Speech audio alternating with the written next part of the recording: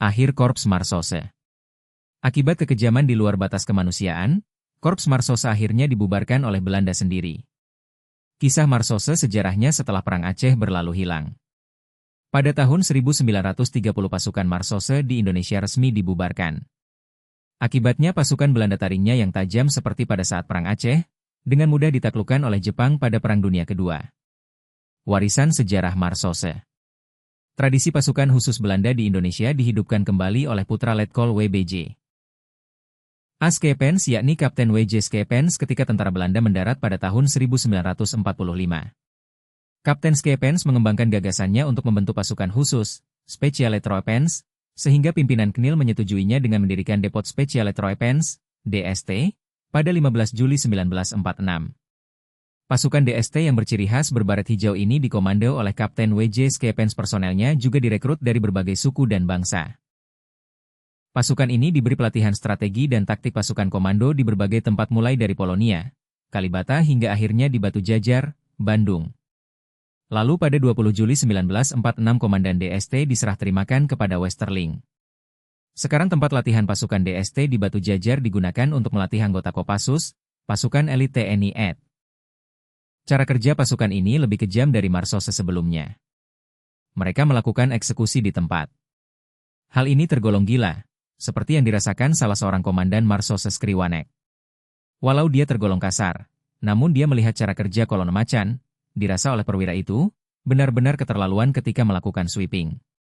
Mereka membersihkan gerakan gerilyawan perlawanan rakyat dengan kejam sejak dari dataran rendah. Mereka lakukan kerja mereka dengan singkat dan tuntas. Reaksi keras atas cara kerja kolonel macan muncul juga dari kalangan militer Belanda sendiri. Peperangan yang mereka jalankan di Aceh terbilang keterlaluan. Reaksi ini datang dari perwira Belanda yang bukan berlatar belakang dari tentara bayaran.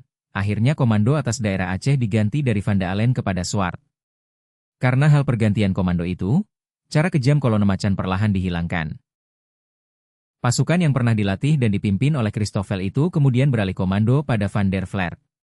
Komandan baru ini, seperti tuntutan sebagian perwira Belanda yang benci kebengisan Van Dalen dan Christoffel, mulai merubah sifat pasukan kolonel macan. Pasukan ini lama-lama menghilang dan hanya menjadi Marsose biasa. Kolonel macan adalah bagian terkejam dari korps bernama Marsose dan hanya terjun di front Aceh saja. Pemerintah kolonial rupanya tidak menginginkan adalah sepasukan algojo terorganisir. Bagi pemerintah kolonial, cukup hanya Marsose saja pasukan terkejam yang mereka miliki. Bagaimanapun perlawanan terhadap kebijakan kolonial tidak bisa ditebak kapan terjadinya dan inilah alasan mengapa Marsose terus dipertahankan walaupun perannya semakin meredup sinarnya. Marsose tidak terdengar kehebatannya lagi ketika Jepang mendarat di Indonesia, di mana berdiri sebuah garnisun pasukan Belanda di sana. Di sini Christoffel bertemu dengan banyak Marsose kawakan dan memiliki pengalaman bertempur di Aceh. Keberadaan mereka di Cimahi adalah dalam rangka istirahat setelah peperangan berat di Aceh selama berbulan-bulan. Dia menghimpun anggota Marsose yang beringas, jago berkelahi. Pasukan ini dinamakan kolonel macan. Pasukan ini dilatih oleh Christoffel di garnisun Cimahi. Pakaian mereka berwarna hijau kelabu yang kerah bajunya terdapat 2 lambing jari berdarah. Tentu saja ikat leher warna merah agar nampak lebih menyeramkan. Mereka dikenal sebagai pasukan yang menyeramkan dengan julukan, pembunuh berdarah dingin.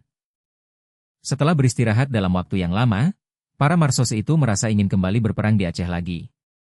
Dunia Marsose jelas bukan dunia tangsi yang damai, dunia mereka adalah peperangan dalam hutan, seperti di Aceh. Selama di tangsi Cimahi yang damai itu, para Marsose itu juga diberikan teori peperangan. Namun hal itu kurang direspon oleh Marsose yang berpendidikan rendah. Mereka tidak butuh teori dalam peperangan, melainkan pertempuran. Wajar bila teori perang itu tidak sekalipun dicerna prajurit Marsose. Mereka lebih tahu dan senang bertempur. Rutinitas lain yang mereka benci di tangsi adalah beberapa kali dalam sehari harus apel. Latihan Marsose bukanlah menembakkan senapan, melainkan memainkan kelewang. Di Cimahi, Christoffel mengambil beberapa komandan brigade yang biasanya berpangkat sersan terbaik Marsose. Mereka yang bosan hidup di garnisun jelas menjadi prioritasnya. Pasukan ini terdiri dari 12 brigade Marsose yang sudah dilatih lagi di Cimahi. Betapa terlatihnya mereka sekarang. Barisan depan pasukan kolonel macan adalah para Marsose jejaka. Jelas mereka bisa lebih leluasa bertempur karena tidak akan memikirkan anak istrinya. Marsose, dalam banyak catatan, lebih banyak melakukan tugasnya sebagai pasukan kontragerilya di Aceh dan Tanah Batak. Dua daerah itu sangatlah sulit dikuasai pemerintah kolonial hingga awal abad ke-20. Marsose dalam jumlah besar dibutuhkan di sana untuk waktu tugas yang lama. Bahkan setelah perang melawan orang-orang Batak di pedalaman Sumatera dan Aceh itu berakhir, perlawanan kecil kadang masih terjadi. Seperti dialami bekas komandan Marsose, Letnan Kolonel WBJ Askepens, yang tertusuk rencong orang Aceh. Marsose sebenarnya tidak hanya ditugaskan di dua daerah itu, tapi juga di beberapa tempat seperti di Kepulauan Nusa Tenggara juga Sulawesi, walau dengan personil yang tidak terlalu banyak. Cerita kekejamanan pasukan Marsose lebih banyak terjadi di Aceh saja dan Tanah Gayo saja. Pasukan khusus Marsose itu bernama Kolon Macan. Kehadiran Marsose sebagai pasukan khusus yang sedemikian handal itu, rupanya masih dirasa belum cukup oleh petinggi militer Belanda. Perwira-perwira Belanda itu membentuk lagi sebuah unit di dalam pasukan Marsose bernama Kolon Macan. Seperti halnya Marsose, Kolon Macan juga dipimpin oleh perwira-perwira dari orang-orang Eropa. Salah satunya adalah perwira asal Swiss bernama Hans Christoffel. Dia sangat tersohor karena berjasa kepada pemerintah kolonial dalam peperangan di Sumatera bagian utara itu. Dia membentuk pasukan khusus baru lagi, di mana anggotanya adalah anggota-anggota Marsose yang terpilih. Ada perwira Marsose yang lebih tinggi pangkatnya dibanding Christoffel, Kapten, kelak Letnan Kolonel, Schepens. Setelah lewati berbagai pertimbangan, pembuat kebijakan militer Belanda sampai pada kesimpulan, pekerjaan Algojo yang sadistis tidaklah cocok bagi Schepens. Walaupun Schepens tergolong orang bersedia mengerjakan tugas militer yang berat sekalipun seperti bertempur berhari-hari dalam hutan. Di mata pembuat kebijakan itu, Christoffel dianggap lebih cocok untuk memimpin sekelompok Algojo. Akhirnya Christoffel diberangkatkan ke Cimahi. Mereka tak lain adalah pasukan tentara bayaran berdarah dingin yang anggotanya merupakan pribumi. Hanya pimpinannya saja yang berdarah Belanda. Pasukan Marsose yang akhirnya membuktikan diri sebagai pasukan elit karena beberapa tugas berat yang sulit dilakukan Serdadu Knil biasa berhasil mereka selesaikan. Ciri khas Serdadu Marsose. Marsose adalah pasukan gerak cepat dengan seragam hijau dengan tanda garis bengkok warna merah, pada lengan dan leher terdapat garis merah. Setiap unit Marsose terdiri dari 20 orang dengan dipimpin seorang sersan Belanda yang dibantu seorang kopral pribumi. Setiap pasukan biasanya terdiri dari satu peleton yang terdiri dari 40 orang dan dipimpin seorang letnan Belanda. Secara keseluruhan, Korps Marsose terdiri dari 1.200 orang dari berbagai bangsa, terdiri orang-orang Belanda, Perancis, Swiss, Belgia, Afrika, Ambon, Manado, Jawa, juga beberapa orang Nias dan Timor. Pasukan ini, selain dipersenjatai karaben, juga dipersenjatai dengan senjata tradisional seperti kelewang, rencong dan sebagainya.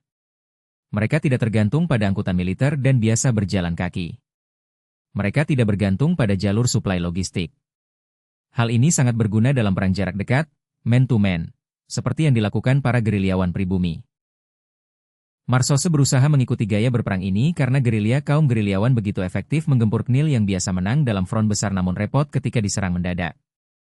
Pasukan ini tentunya terlatih dalam peperangan di hutan menghadapi serangan gerilyawan.